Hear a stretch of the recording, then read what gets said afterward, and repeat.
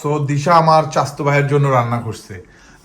আমার বাড়ির চাস্তো বড় বোয়াল মাছ নিল আজকে, একটা বড় বোয়াল মাছ নিতেছি আজকে, মেহমান আসবে।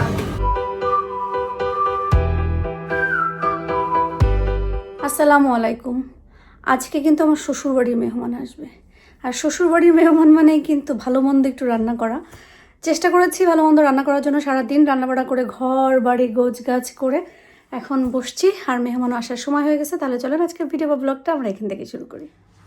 আজকে যে মেহমান আসবে, এই মেহমান প্রায় 10-12 বছর পরে আমার বাসায় আসতেছে।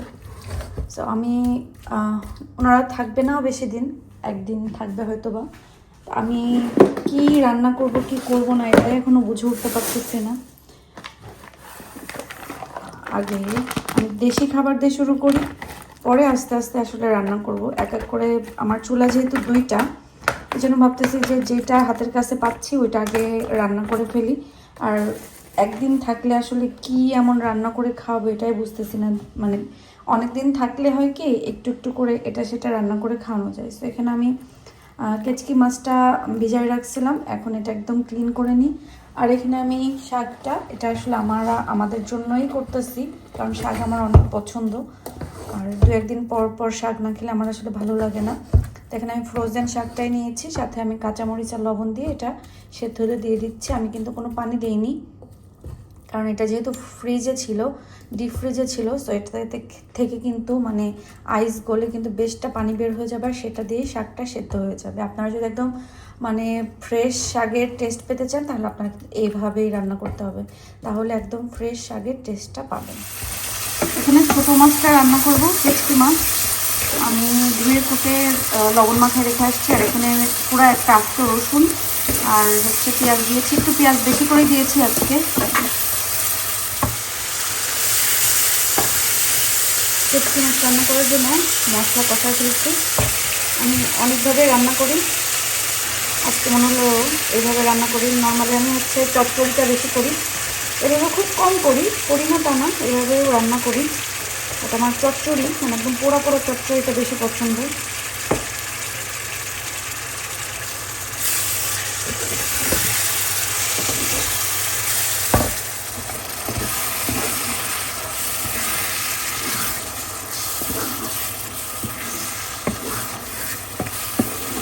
ছোটো মাছ প্রথম চান্সেই যা নেড়ে মিক্স করে ফেলবেন, পরে কিন্তু আর নাড়তে পারবেন না। আমি প্রথম চান্সেই যা নাড়লাম এই, আর আমি নাড়তে পারবো না কারণ ভেঙে যাবে। কাঁচামরিচ আর একটু টমেটো ছিটাই দিলাম।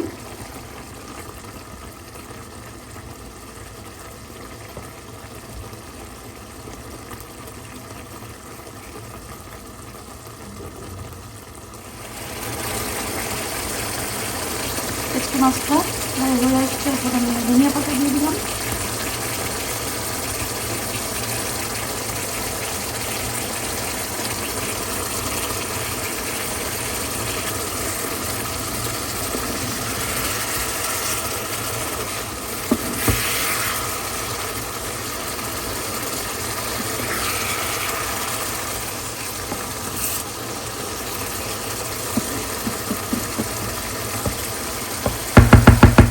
আমি 2 কিলো করে রান্না করে আর কি রান্না শেষ করতেছি। এখানে শাক ভাজি হয়ে গেল, কেচকি মাছটাও হয়ে গেছে। তো সেই শাক ভাজি গরম গরম ভাত সাথে কাঁচামরিচ লেবু, অনেক মজা লাগবে। এখানে আমি হচ্ছে কচুলতিটা রান্না করব। কচুলতি রান্না করার জন্য মশলা দিয়েছি। আপনারা সবসময় গুঁড়া মশলা দেওয়ার সাথে সাথে কিন্তু পানি দিবেন, নাহলে কিন্তু মশলা পুড়ে গেলে রঙটা নষ্ট হয়ে যাবে। আমি কিন্তু রান্না ওইভাবে কারোর কাছ থেকে শিখি নাই, আমি নষ্ট করতে করতে দেখতে দেখতে ঠেকতে ঠেকতে শিখছি। হ্যাঁ, কিছু রান্না আছে অনেকের কাছ থেকে ধারণা নিয়েছি, কিন্তু আসলে কারোর হাতে রান্নার মতন কারোর হাতে রান্না হয় না। আমার অনেক প্রিয় মানুষ আছে যাদের হাতে রান্না আমার অনেক পছন্দের, কিন্তু তাদের মতন ওই জিনিসটা রান্না করতে গেলে আমার আসলে কখনোই হয় না। চিংড়ি মাছটা একটু কষাই নিই। ছোটো চিংড়ি দিয়ে লতিটা রান্না করবো।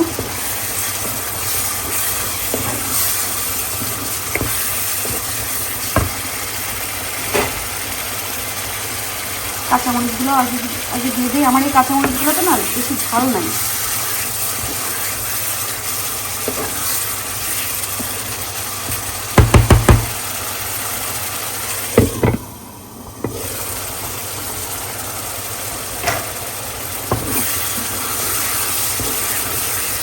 মাছটা একটু কষায় ফেলছি।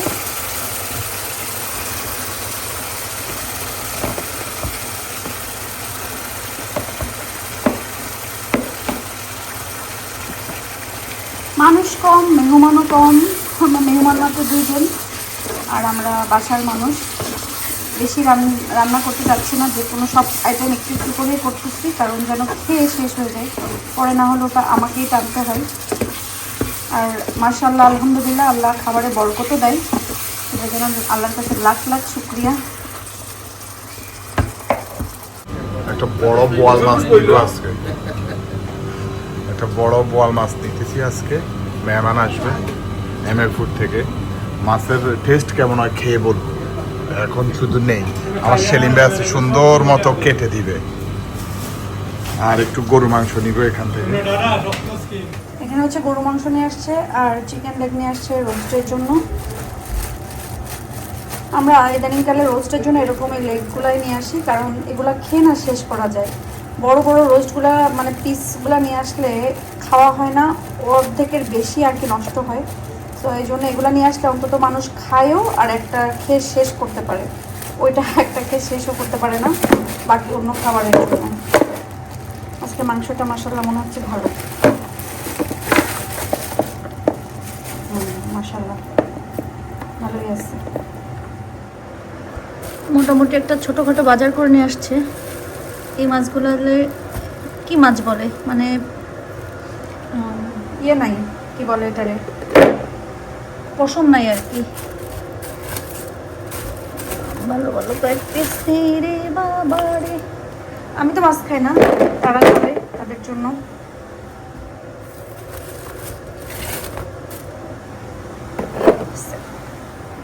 রান্না করতে গেলে রান্নাঘরের অবস্থা থাকে না, সব একদম এলোমেলো অবস্থা। এর মাঝখানেই আমি ভাবতেছি একবারে গোছায় ফেলবো। এখানে আমি গরু মাংসটা বসাবো। আমার মাংসের মশলার কষে তেল উঠে গেছে, তার মানে আমার মাংসের মশলাটা খুব সুন্দরভাবে কষানো হয়ে গেছে। আর এই যে আমি মাংসগুলো সুন্দর করে ধুয়ে কুটে নিয়েছি। বিসমিল্লাহ।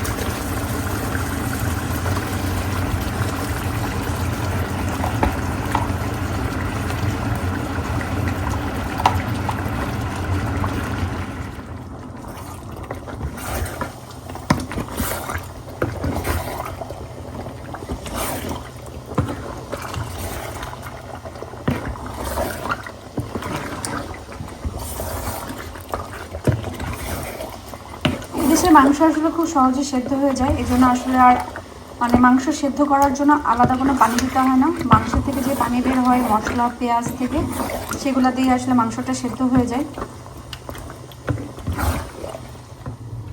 এখন রোস্টেড চিকেনগুলো একটু ভেজে নিই।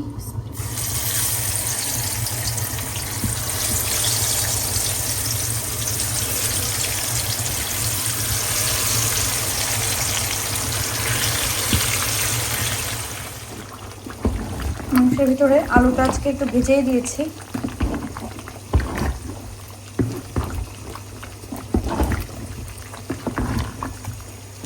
আমার এই মাংস রান্না খেয়ে আলু দিয়ে, রান্না তো অনেকভাবেই করা যায়, ভুনা করা যায়, ভুনাও করিও, তবে আমার হাতের এই আলু মাংসের ঝোলটা খেয়ে সবাই একদম দেশের ফিল পায় দেখে আমি আসলে এই মাংসটাই প্রেফার করি কেউ আসলে রান্না করতে।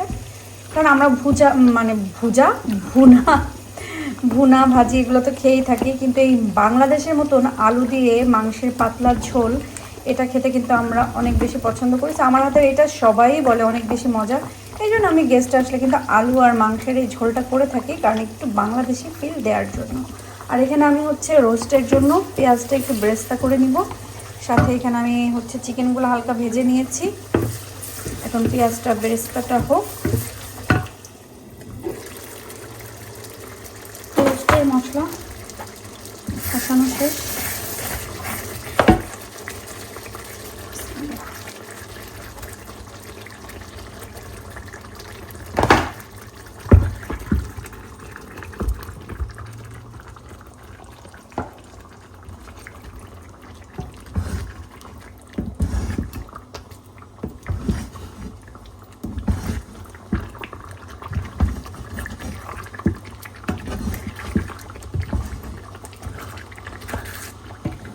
কিন্তু এর ভিতরে কোনো পানি দেয়নি।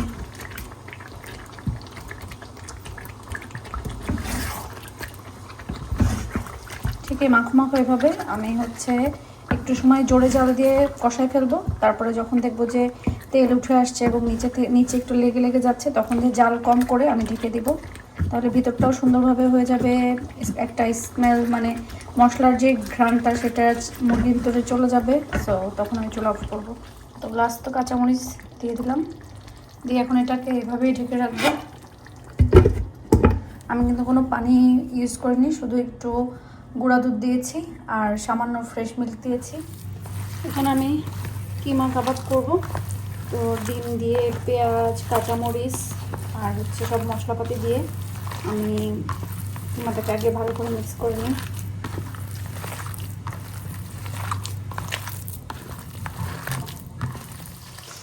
মোটামুটি রান্না বাড়া শেষ। এখন হচ্ছে বেগুন ভাজতেছি, আর এখানে আমি হচ্ছে কিমা কাবাবগুলো করে নিচ্ছি।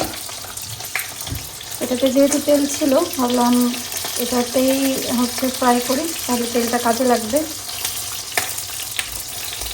আর বেগুনে আজকে কোনো আমি হলুদ দিইনি, শুধু লবণ দিয়ে মাখাইছি, লবণ দিয়ে ভাজতেছি। সাদা পোলার সাথে কিন্তু এইভাবে বেগুন ভাজা খেতে অনেক ভালো লাগে।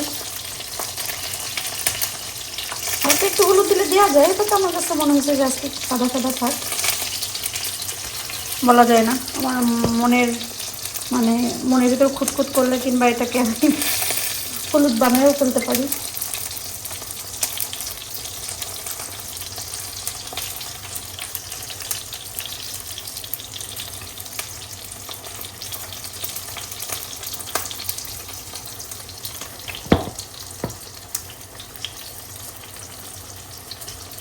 হাতের অবস্থা নেই। কি নিয়ে আসছে এখানে দেখি, খুলে খুলে। আচ্ছা পরে দেখা আগে। ওরে বাপরে,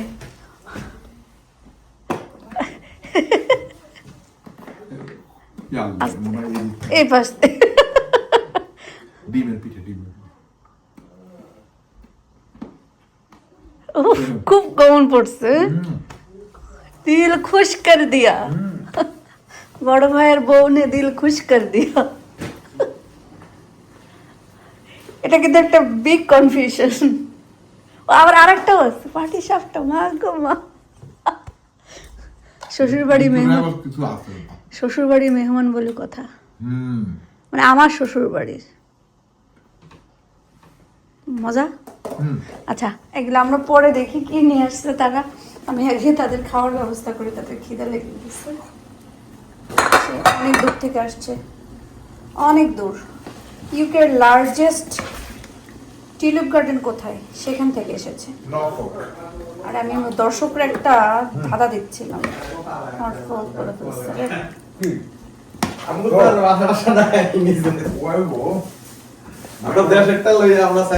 আপনারা কি ক্যামেরাতে নিব নাকি আপনার নজর লাগবে?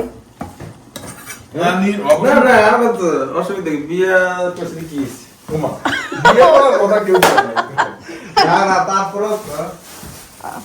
মানে বিয়ে করলে দাম কমে যায়,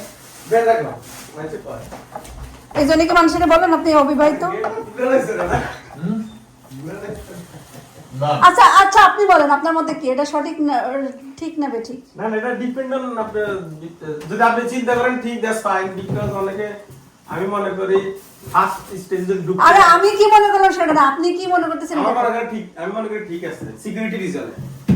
সিকিউরিটি আবার কি? যদি লম্বা মানুষ হয় তাহলে মাথা কাজ আপনি ভাই গেছেন আরেক লাইনে। এমন লম্বা মানুষ মানে আমার ঘরে কি আসে সিকিউরিটি রিজনে যেটা বাড়ি খাবে? তুই ব্যাপারটা আরো কমপ্লিকেটেড করে আমি এগুলো তো ফ্রিজে ঢুকে দিতেছি। কোনগুলা? না দেখবেন, মানুষ দেখবে না। নতুন বউ নিয়ে বেড়াতে, আমার বাসায় মিষ্টি নিয়ে নতুন বউ বানায় এনেছে পিঠা। শ্বশুর আমি কিন্তু তোর বড় বানানো পিঠা দুইটা খাই ফেলেছি। ভালো হয়েছে। আর কেমন গুণ ঠিক আছে তো? মানে ব্যাপার হয়েছে কি, আর গুণ দিয়ে কি করবেন? বিয়ে তো হয়ে গেছে। কোন কোন দিয়ে কথা না, পিঠা জিনিসটা আমাদের বাসায় কম হয়। হ্যাঁ আমি বলছি যে এটা তুমি টেস্টটা ইম্পর্টেন্ট না, ডেডিকেশনটা ইম্পর্টেন্ট। না না, পিঠা ভালো বানাইছে, দুইটা পিঠাই মজা লাগছে আমার কাছে। আচ্ছা আমরা পরে দেখাই, আমরা পুরো যাচ্ছি। সো দিশা আমার চাস্তো ভাইয়ের জন্য রান্না করছে। আমার বাড়ির চাচাতো ভাই, আমরা পুরনো বাড়িতে যখন ছিলাম, পাটোয়ারি বাড়ি, আমরা সবাই একই বাড়ির মানুষ। আমরা নতুন বাড়িতে আসছি, এই জন্য আমাদের বাড়ির নাম হলো নোয়া বাড়ি, ঠিক আছে? সো যাই হোক, জিলানি আমার ক্লাসমেট এবং ফ্রেন্ড, ওর বউ নিয়ে এই প্রথমবার আমাদের বাসায় আসছিল। এর আগে সে আসছে, জিলানি এর আগেও আমাদের বাসায় আসছে, কিন্তু তখন সে সিঙ্গেল ছিল, এখন সে মিঙ্গেল। সো অনেকেই জিলানিকে দেখবে কালকের ব্লগে, বাংলাদেশে অনেকেই জানতে চাইবে জিল্লু গেছেনি, জিল্লু গেছেনি। তো যাই হোক, এটা হচ্ছে রাত্রের খাবারের আয়োজন।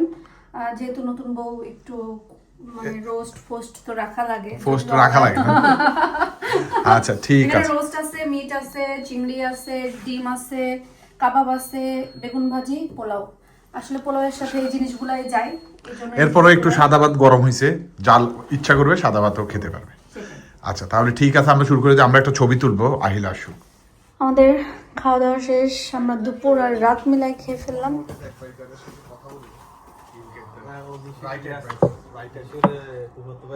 আর বিয়ে বাড়ির গেট জ্বলা শুরু হয়েছে।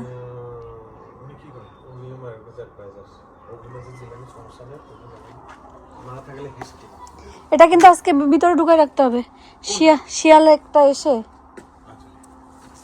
শিয়াল ওটা বহুত যন্ত্রণা দেয়।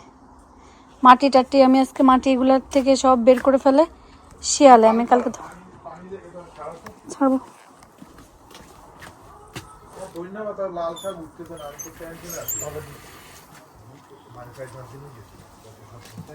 চার পাঁচ দিনে কোনোদিন ওঠে, 2 সপ্তাহ লাগে। আসেন স্যান্ডেল, আসেন আসেন, স্যান্ডেল আসেন। না আপনি না, আসেন আসেন। তোমার ইয়ালি রাখছি আমি সোফার উপর। ওই যে কোনটা নিলেন? এটা নিছি। আরেকটা কিছু নেন, এটা একটা নেন। না জিলানি কি খাবে জিজ্ঞেস করে। দই খাবে না? এই যে চামচ দিছেন, এই চামচটা নেন, ওটা আমাদের দিয়ে দেন। জিলানি ভাই তো বললো দই খাবে। ওকে, তো এখানে হচ্ছে আসার সময় বনফুল থেকে দই মিষ্টি সব নিয়ে আসছে। আমাদের এখন হচ্ছে মিষ্টি পর্ব।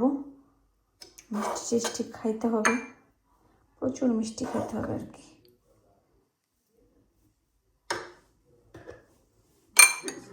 না শ্বশুরবাড়ির মানুষ বলে কথা। খায় বলেন দইটা বানাইলাম কেমন হইলো?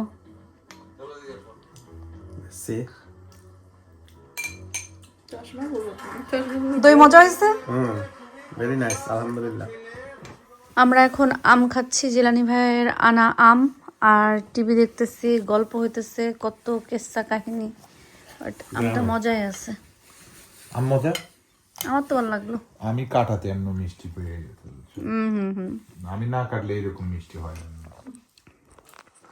এর জন্য তো আমি সবসময় বলি, সব ফল ফ্রুটস আপনাকে কাটার জন্য, তাহলে আপনি কাটলে কি হবে? হ্যাঁ, ভেরি গুড আইডিয়া। না বউটা আমি কাটলে সু হয়ে যাবে। বুঝছিস?